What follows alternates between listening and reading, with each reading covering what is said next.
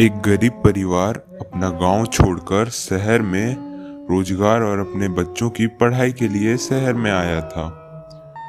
रोजगार और बच्चों की पढ़ाई अच्छी चल रही थी। अभी वह परिवार किराए पर रह रहा था। काफी समय बीतने के बाद उस परिवार ने घर लेने का फैसला किया। कुछ अपनी मेहनत से कमाया हुआ और कुछ गांव की जमीन थी। जमीन को बेचकर इतना रुपया इकट्ठा हो गया कि रामपाल सिंह ने खुद का घर बना लिया। पूजा पाठ करने के बाद रामपाल सिंह ने नए घर में प्रवेश किया।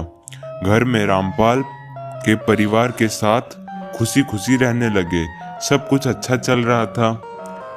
एक दिन सभी घर पर थे, तभी रामपाल के बच्चों ने देखा कि फर्श पर कुछ दिख रहा है। बच्चे डर गए और डर से चिल्लाने लगे। बच्चों की चीख सुनकर बच्चों के माता पिता कमरे से बाहर आ गए। तब तक फर्श में कुछ डरावने चेहरे दिखने लगे थे। ये सब देखकर पूरा परिवार डर गया। फर्श में डरावने चेहरे उभरता देख रामपाल अपने परिवार को लेकर घर से बाहर निकल गए। रामपाल ने आसपास रह रहे लोगों को सारी बात बताई।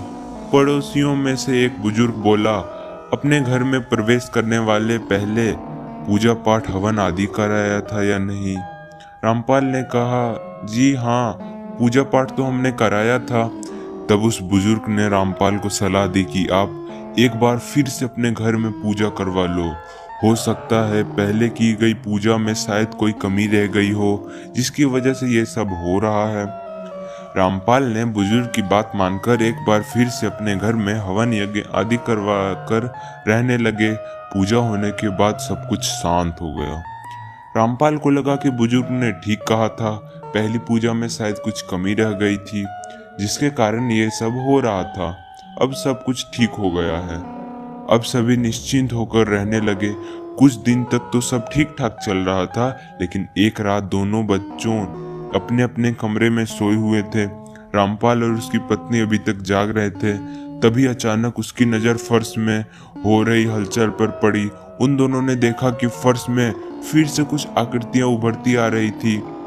ध्यान से देखा तो दोनों पति पत्नी को पहले की तरह फर्श में डरावने चेहरे दिखाई दे रहे थे।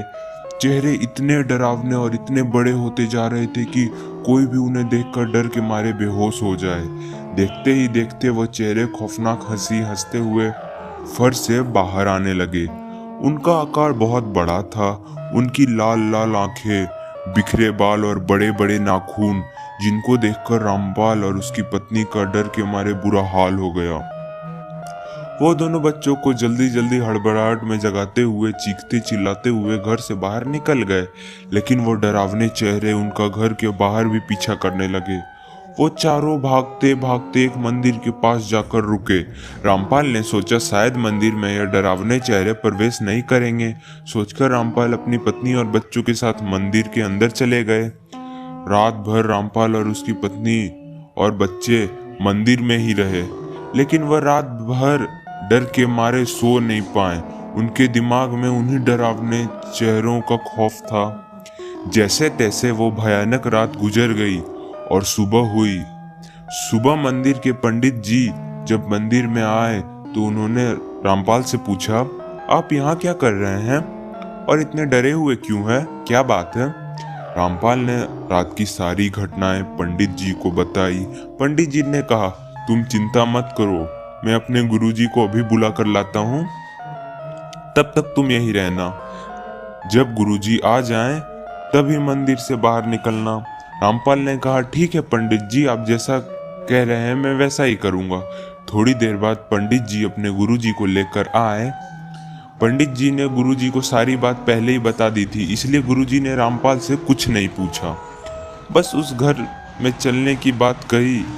अब सब लोग उस घर के बाहर आकर खड़े हो गए। गुरुजी घर के अंदर गए और 4 लोगों से फर्श को खुदवाया। जैसे ही फर्श 3-4 फुट खुद गया, गुरुजी बाहर रामपाल के पास भागकर गए और कहा, तुम यहाँ कब से रह रहे हो? रामपाल ने कहा, करीब 9-10 महीने ही हुए हैं। क्यों गुरुजी, आपने ऐसा क्यों पूछा? तब गुरुजी ने बताया कि तुम्हारा जहाँ घर बना है उसके नीचे कभी कब्रिस्तान थे, तभी वो डरावनी शक्लें आपको दिख रही है। इस पर रामपाल ने कहा, तो अब हम क्या करें गुरुजी?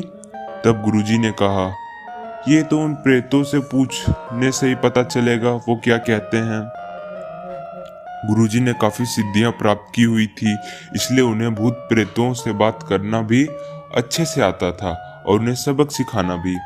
अब क्या था, गुरुजी ने रामपाल और उसके परिवार से कह दिया कि इतने सब कुछ ठीक ना हो जाए आपको मंदिर में ही रहना पड़ेगा, क्योंकि अगर आप लोग घर में गए तो आप इस बार उन भूतों का निवाला बन सकते हैं। रामपाल ने कहा, ठीक है गुरुजी। दूसरे दिन गुरुजी उस घर में गए और अपनी सिद्धियों की शक्ति से उन भूतों को बुलाया और उनसे पूछा, क्या चाहते हो तुम लोग? उस भले परिवार को क्यों परेशान कर रखा है? उन लोगों ने बड़ी मेहनत से एक पैसा जोड़कर ये घर बनाया है। गुरुजी के इतना कहते ही उसमें एक पुरुष भूत गुस्से से बोला, हमारे घर में वो लोग हैं, हम उनके घर में नहीं, समझे? अब तुम भी यहाँ से चले जाओ, वरना तुम्हारा क्या हाल होगा ये तुम भी नहीं सोच सकते। उस भूत के इतना कहते ही गुरुजी वहां से चले गए और मंदिर में जहाँ रामपाल थे वहां पहुंच गए। गुरुजी ने रामपाल से कहा, आप उस घर को छोड़ दो, किसी और घर में रह लो। रामपाल ने गुरुजी को बीच में टोकते हुए कहा, आप ऐसा क्यों कह रहे हैं गुरुजी? हम कहाँ जाएंगे? बड़ी मुश्किल से हमने वो घर बनाया है, ऐसे कैसे छोड़ दें?